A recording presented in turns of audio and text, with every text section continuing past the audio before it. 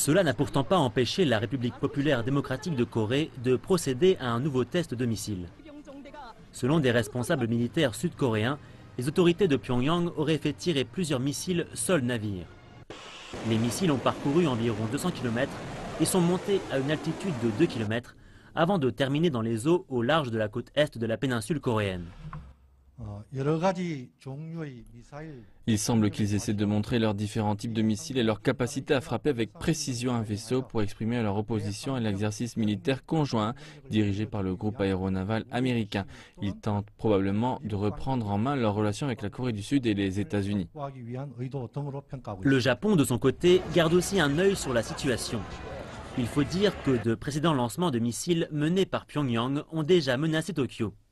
Concernant les missiles sol-navire suspectés, nous n'avons identifié aucun missile qui se soit écrasé sur nos territoires ou dans notre zone économique exclusive. Ces missiles n'affectent pas la sécurité de notre pays. La RPDC continue de tester des missiles à un rythme alarmant.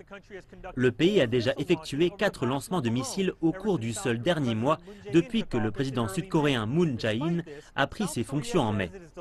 Malgré cette situation tendue, la Corée du Sud dit qu'elle retardera le déploiement controversé du système de défense antimissile THAAD. Le représentant sud-coréen dit que les 2 lanceurs THAAD déjà déployés seront maintenus au grand désarroi de pays voisins comme la Chine.